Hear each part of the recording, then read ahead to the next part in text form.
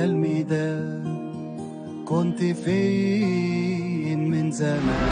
حمزة نمرة يعلق على تصريح عمرو مصطفى، فبالتالي انا بحس ان هو مش بينفصلوا عن بعض. حن المين ولا مين طول عمرها ماشية السنين والناس ركان. لسه استخدام الذكاء الاصطناعي في مقاطع الاغاني منتشر على السوشيال ميديا، وحتى ان انتشرت فيديوهات لمقاطع لاغاني حمزة نمرة باصوات فنانين تانيين زي ماجد المهندس وتامر حسني. حسبت انا على البشري لوحدي كالعادة، فاضي شوية نشرب قهوة في حتة بعيدة. والعكس كمان حصل، ففي اغاني لنجوم تانيين قدرنا نسمعها بصوت حمزة بسبب الاي اي.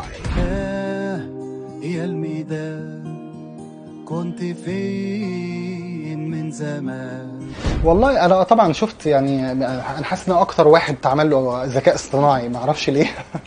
بس هو في الاخر انا بقول ان هو بيبقى فيه زي سكيلتون او العظم الرئيسي اللي هو طريقه الغنى نفسها، والاي اي هو بيقدر يشيل الجلد ويحط جلد او خامه صوتيه تانية، انما عرب نفسها او طريقه الغنى نفسها هي الشخص الاساسي او الاوريجينال نفسه يعني. فهو مش بيجيب حاجه من الهوا او مش بيكريت حاجه بالهوا يعني. ممكن يكون له استخدامات كويسه الله اعلم، انما احنا لسه على مستوى العالم احنا لسه بنجرب، وطبعا اكيد ناس كتير تشعر بالقلق تجاهه يعني، لكن اعتقد ان هو في الاخر مش هيحل محل الفن الحقيقي يعني، الفن اللي هو اللي احنا بنعمله، لانه مش هيكريت حاجه من الفراغ في رايي يعني. بس عمرو مصطفى كان ليه راي تاني، وهو ان المطرب مجرد اداه وان الاساس هو الملحن.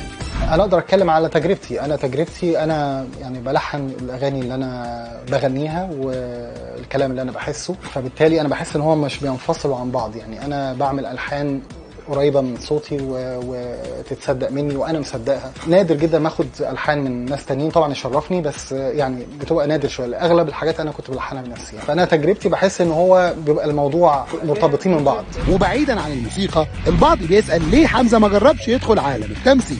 والله انا دايما اقول انا مش يعني، انا بحب اعمل حاجه انا فاهمها كويس. الله اعلم يمكن يكون قدام اعرف افهم يعني، لانه ده علم لوحده صنعه يعني، مش اي حد يخش وخلاص في رايي يعني. لو حسيت ان انا فعلا عندي حاجه اقدمها وان انا فاهم في اللي انا بعمله ده ممكن، انما في اللحظه الحاليه انا فاهم في المزيكا، فاهم في الالحان، بعرف اعمل شويتين دول فهشتغل فيهم واركز فيهم كويس جدا. واحنا سالناه لو هيختار فنان قديم معين يقدم سيرته الذاتيه هيكون مين، ودي كانت اجابته. ممكن اعمل حاجه للحاج احمد منيب طبعا، هو يعتبر استاذي وفنان كبير جدا ومزيكته حلوه وبحبه يعني. هو يعني واحد من ابائي يعني، افتخر ان انا ذاكرت مزيكا على ايديهم يعني، الفكره وطريقه المزيكا والغنى والالحان والكلمات ممكن جدا طبعا.